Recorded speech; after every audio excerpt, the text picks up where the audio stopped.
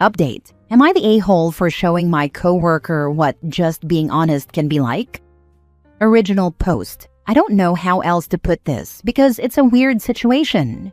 I, 26 female, started working at my job 6 months ago, and I immediately realized it was a horrible work environment. The men act like they're still in a frat house or something.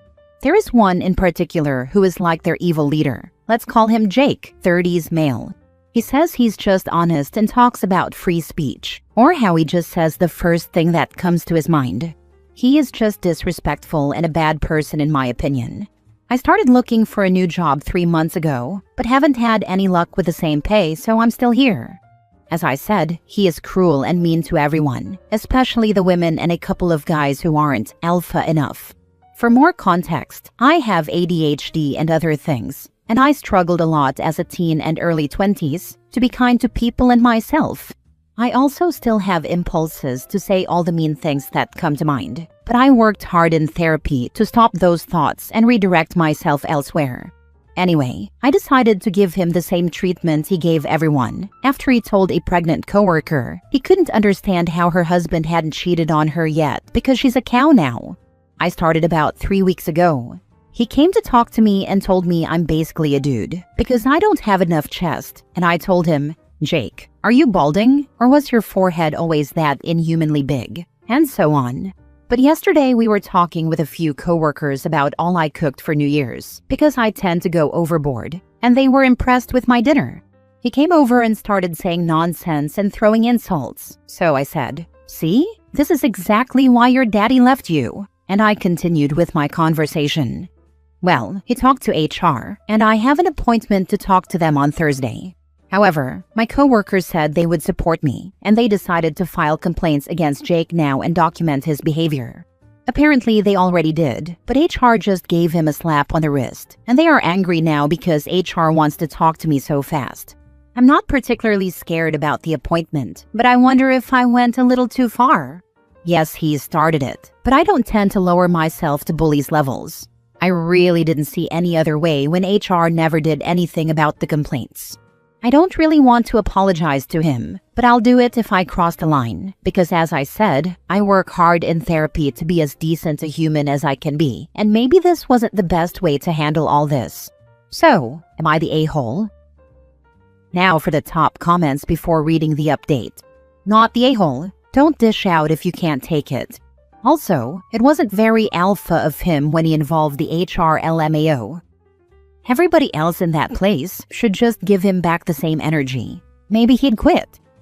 I can't understand how you just let a loser bully you when you're also a grown adult.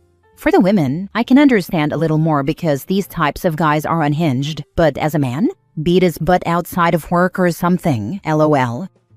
Not the a-hole. If HR requires an apology, you can always word the apology properly. I am sorry I made fun of your large forehead. I see now that going bald is making you uncomfortable, and I will not mention it again. This is hilarious, but sadly I can't say this without losing my job. You can say it without saying it. I'm sorry that you took my joke about your baldness so personally. I thought we had an honest, joking relationship, since you've previously commented on my chest size and implied that it made me a man. I will be more careful with your sensitive feelings in the future. Not the a-hole, but I would walk into that meeting with documentation from you and your other co-workers about the things he has said to each of you and let them know that if they want to take disciplinary action against you, it wouldn't be advised until they take care of his issue.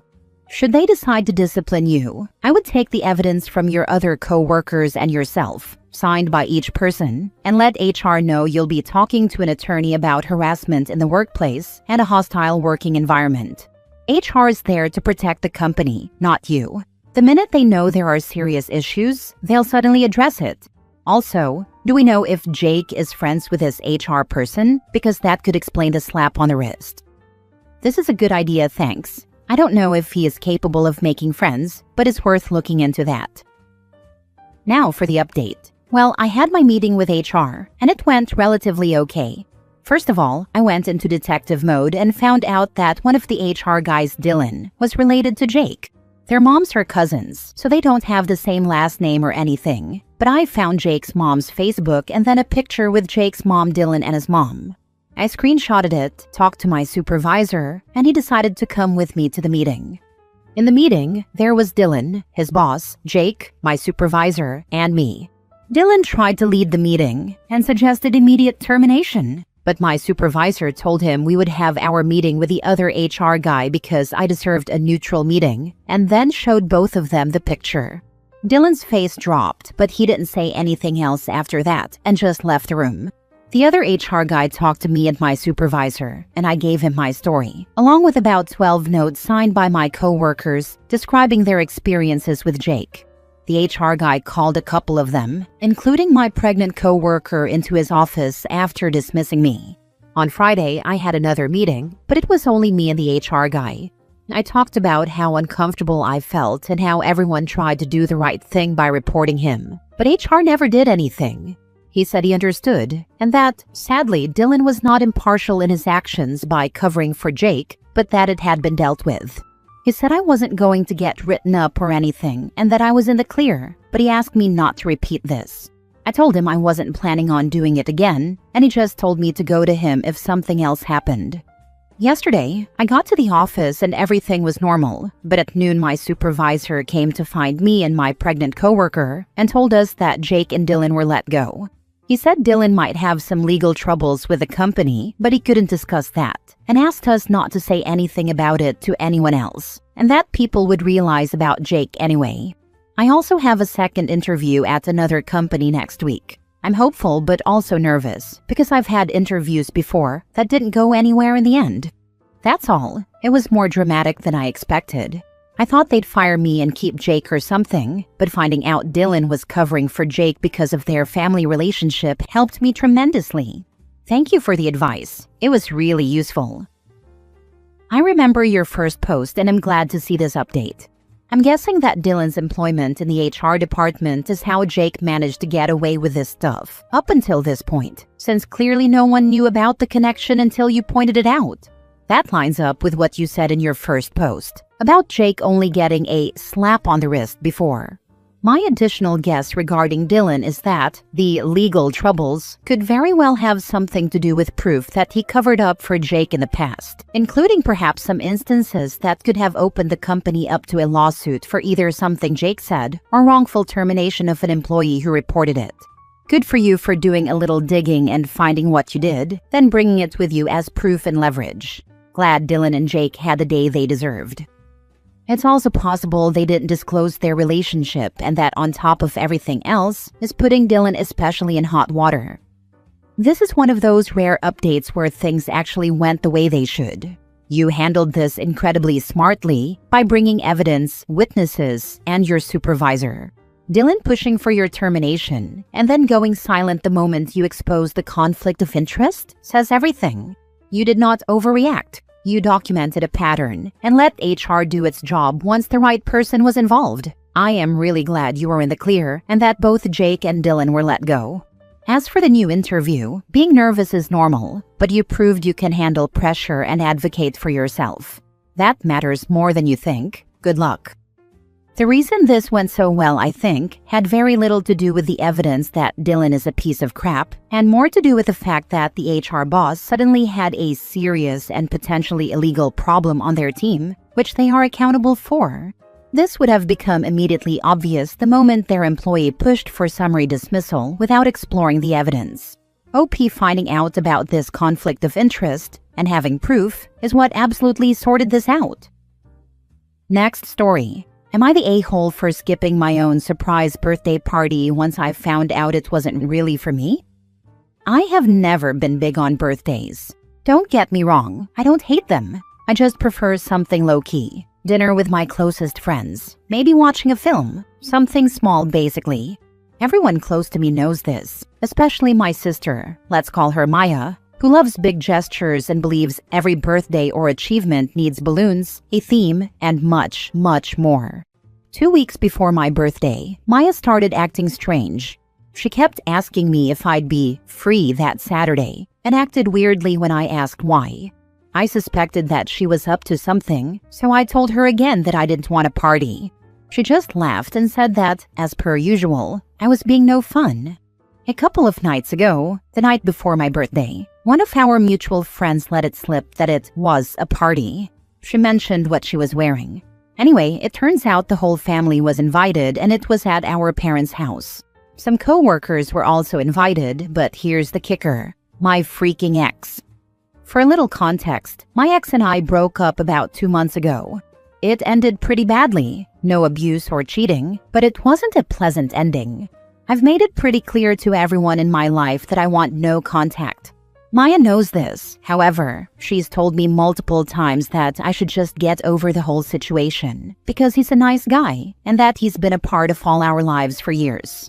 The first thing I did was call Maya demanding answers, and she didn't deny it.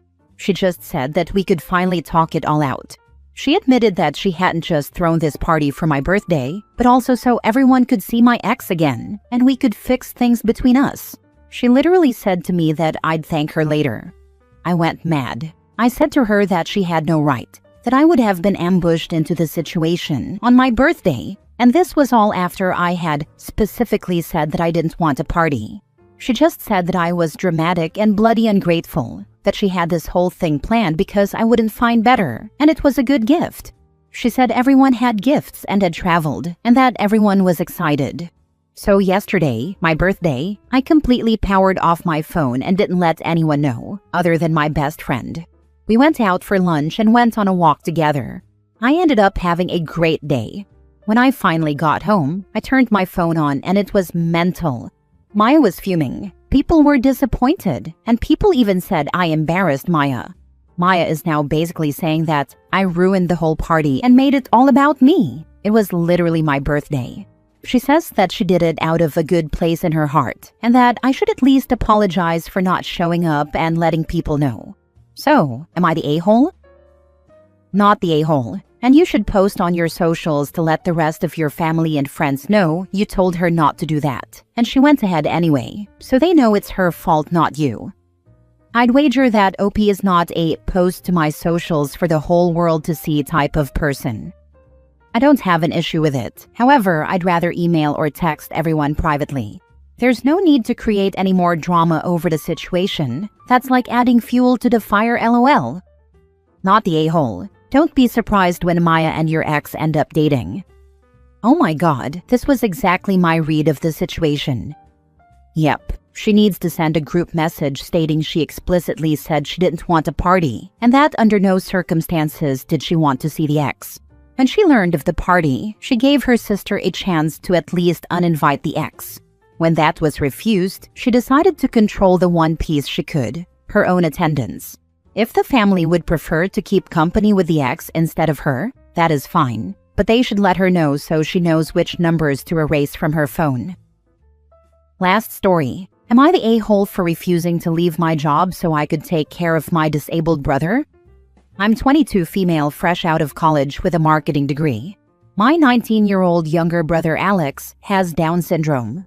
He's verbal, funny, obsessed with superheroes and puzzles, but needs support with daily routines, social interactions, and medication for his heart condition, hyperheart, and of course, supervision to avoid impulsive behaviors.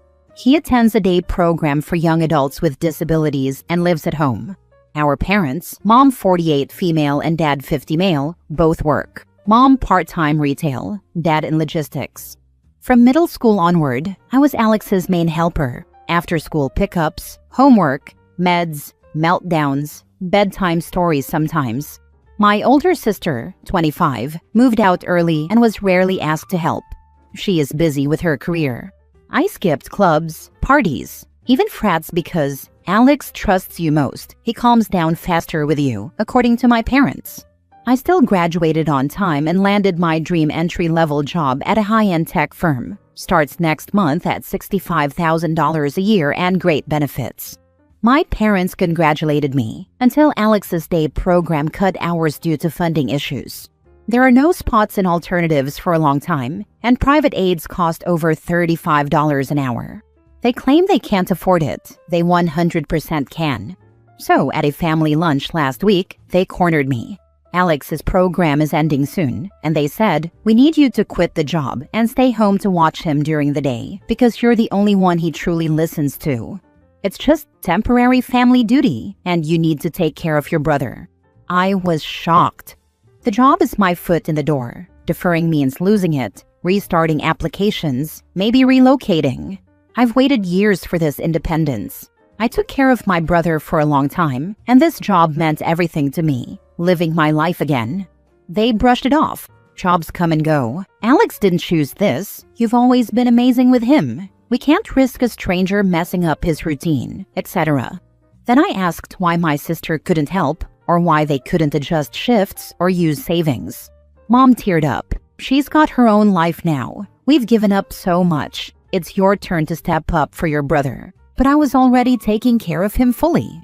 Then I said no. I'd already signed the offer, bought work clothes, and planned my commute.